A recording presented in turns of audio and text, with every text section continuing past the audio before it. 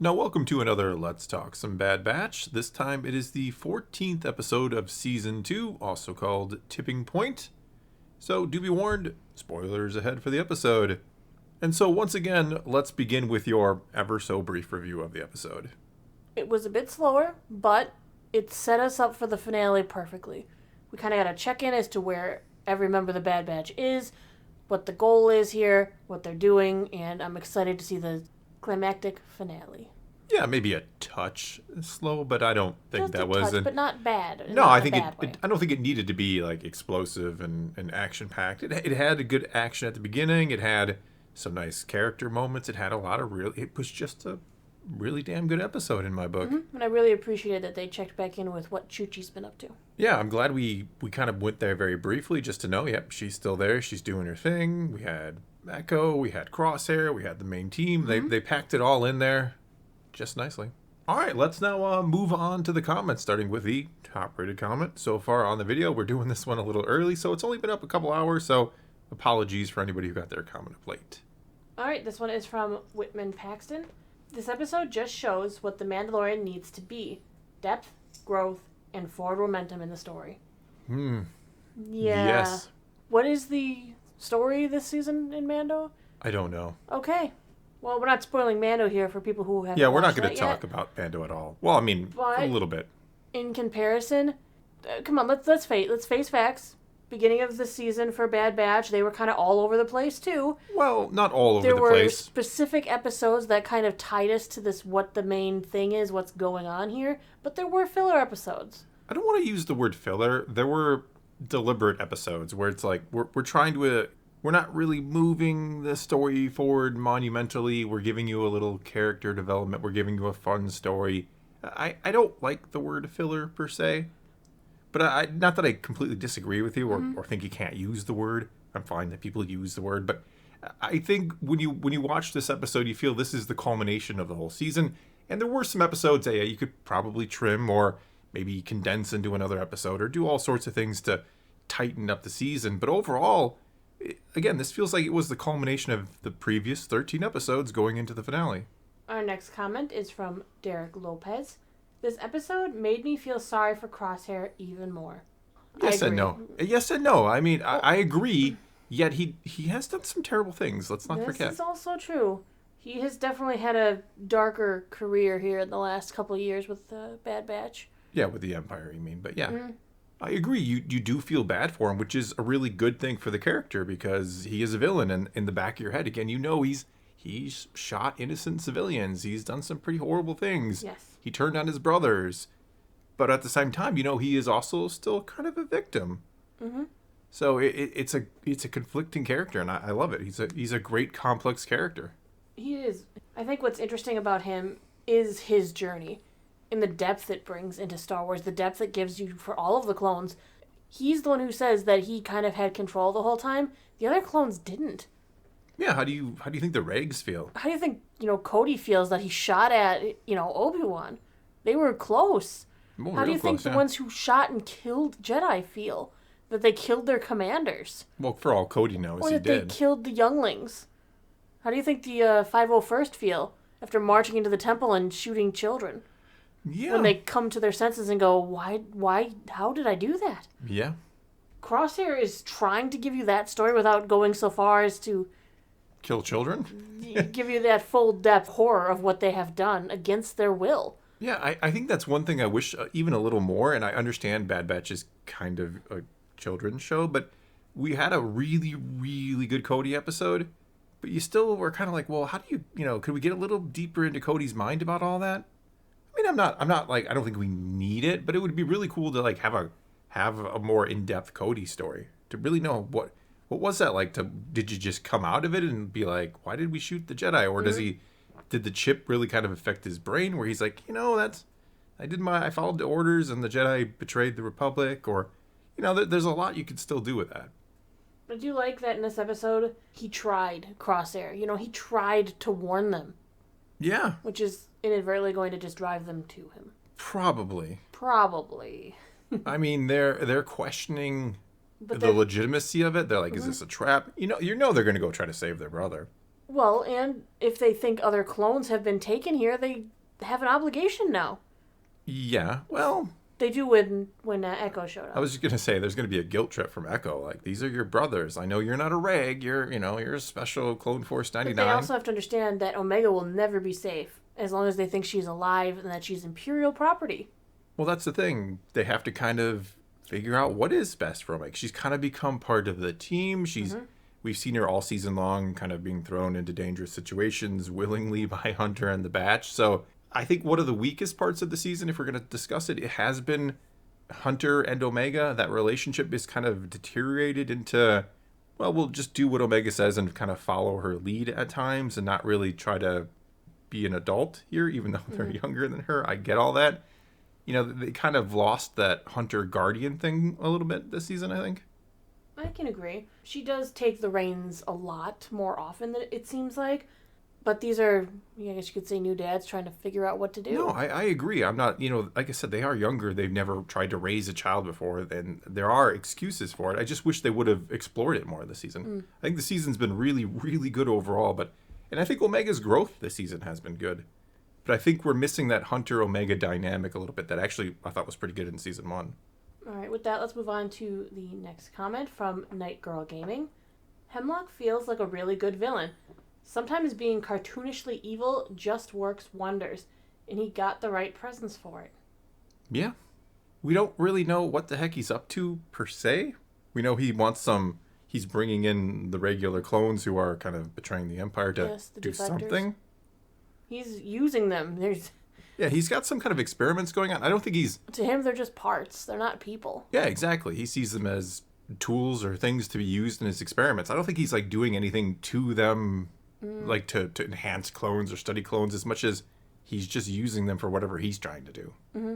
Which probably does involve cloning. He does want Naldasay's help. I think it involves them. I think it involves the Xylo Beast. He's got some crazy mad scientist something going on. Yeah, and it's great. I like that he's just a mad scientist. Do I want to know more? Yeah. One thing that I found interesting are the female researchers that work there. Yeah, his kind of assistants. They speak similarly to the clones, their accents, and they sort of remind me of the clones in a way. I don't know. I'm probably overreaching. I just thought there might be some weird connection. Do they have some connection to cloning? Maybe. Could they be clones?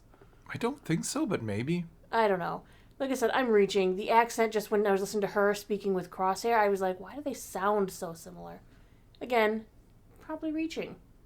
Probably, but who knows? Mm-hmm. Next comment is from Estari. I finally reached the point where I'm really enjoying this show. I'd love to see them stick the landing and go on to another season or more. Well, yeah, it's all about next week.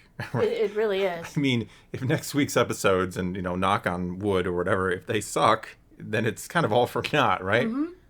And I'm not saying I think it's going to suck. I actually think they will stick the landing. And then the question becomes, season 3? I want them to stick the landing. I don't want them to leave so much hanging is what I'm worried about. Because they've got a lot of juggling going on right now. They've got the fate of the clones. What exactly is Hemlock up to? Fate of Crosshair, what's going on with the Senate and the clones' rights, the fact that they want Omega, Naldasay's imprisonment, the Xylo Beast. There's a lot of things in the air right now. There's no way they're going to tie up all of these loose ends, but I want them to tie up again. Even Sid, we didn't see hide nor hair of her this season. We did. She was mentioned, but yeah, one mention of you Echo talking to Hunter about without seeing Ord Mantell. But yeah, there's a lot of things. There's a lot of pieces that are up in the air. I know they're going to save some for next season. I just want to know how much of this they're going to wrap up because you can't leave too much hanging, in my opinion. No, I think the priority here is obviously Crosshair again, which, I mean, he was kind of the culmination of last season too, which is, I'm fine with that. I think Crosshair, this is the do or die, and literally die for Crosshair, I think. Yeah. He's either coming back to the batch or he's probably the heroic sacrifice. Seems to be the best two options for him right now. Not great options. No. I know which one I'd want if I was him, but... Not to mention, will Omega offer herself up and trade for him? I mean, she kind of was worried about him in the first season, She was like a rock, come back, You're still our brother, basically. She said, yeah. Hard to say. Yeah. I just, I mean, I worry. I mean, that's one of the big overall questions of the series is Omega, considering she's so young, and we know Dave Filoni likes to reuse characters. So, Lightly. well, yeah, but I mean, that she is again the child star of the show, if you will. She's the one the kids were supposed to gravitate towards. We look at what happened to Ahsoka. We look at Ezra as well, and these characters come back. So I can't believe they wouldn't have long-term plans for Omega, but that's for another time. Next comment is from Viscosity. The sequence at the beginning of the episode was incredible. I'm really hoping the Bad Batch will join up with Rex and Echo for the entirety of Season 3. I've been enjoying the season a lot, but I would love to see more of our favorite clones and where they end up. I think we'd certainly see that in Season 3. I mean, it feels like 3, assuming we get it, is set up to be kind of the Clone Rebellion season, the Underground Railroad continuing to help other clones. Shepherding them to freedom? Yeah, essentially. And I mean, I wouldn't be surprised if we do kind of get what we've had this season, where you'll get a core team Bad Batch episode, then you'll get a Crosshair episode. Not that we'll get Crosshair episodes anymore if he's either dead or with the main team. But we could get like Rex and Echo episodes, followed by maybe a Omega-centric episode, and then deals with something else. Could even get more like Senate episodes with Chuchi. So I have high hopes and excitement for Season 3. Please. I actually would like to see Chuchi kind of mentor Omega to maybe get the clones' rights in the sentence and Omega be their voice. Because she could long-term be their voice. You got a point. And she was kind of, in the one episode they're together, she was kind of explaining some things to her. So there's a potential apprenticeship there, and something that's a little more safe than gallivanting around the galaxy with Clone Force 99. True. Next comment is from Ripple. If I had to guess, Rex didn't show up in this episode because they couldn't reach out to his voice actor. I had to include that one. Yeah, I mean, obviously, that is supposed to be sarcasm or somebody who doesn't know. Either way, it's funny. It is fun. I like that. But yeah, I was surprised not to see Rex in this episode. Right. I did see, Gregor. We got, Fireball. We got Gregor, Hauser. They saved Hauser. Fireball, and I think Nemec was the other new clone. I think they're new clones. I always do miss when we don't see Rex, but I'm really hoping we get to see Rex and Cody together again. That's gotta happen. Thing. I want to see Rex and Cody together again. Yeah, and if they cancel Bad Batch after the season, just make a Rex Cody show. Just call it Rex and Cody. The Adventures of Rex and Cody. They call it The Boys, but not those boys. All right, next comment is from the Power Goats. This could very well change next week, but the Bad Batch has something currently that the Mandalorian does not. A tangible villain. Who's the bad guy halfway through Season 3? I'm actually asking this because we're halfway through and there's still no classic good versus evil conflict happening. Yeah, not to discuss Mando like we promised we wouldn't, but that show is severely lacking Moff Gideon. Yeah, and he's supposed to be in the season. Yes. Yeah. There's not many episodes left. Where's Moff Gideon? Yeah. Where are you? Your heroes are only as good as your villains, essentially, a lot of the time. So the fact that I don't know who we're up against in the Mandalorian I at don't this really point. like Villain of the Week. Yeah. The only one we've really had hinted at is, Mossbeard. I forget what his name is. Pirate King Gorian Shard? Yep, him, Mossbeard. Not to be confused with Swamp Mossman from old school Masters of the Universe, but if you know, you know. Next comment is from General Baronix. How does this clone resistance expect to work if they just stun everyone? I don't necessarily have a problem with that. The clones might see the stormtroopers as the new pawns, like they were. Granted, they're being replaced by them. Resentment because of that? Well, yeah, but I mean, I don't know that the clones are necessarily spiteful. I think they understand being used, and they probably see stormtroopers as being used.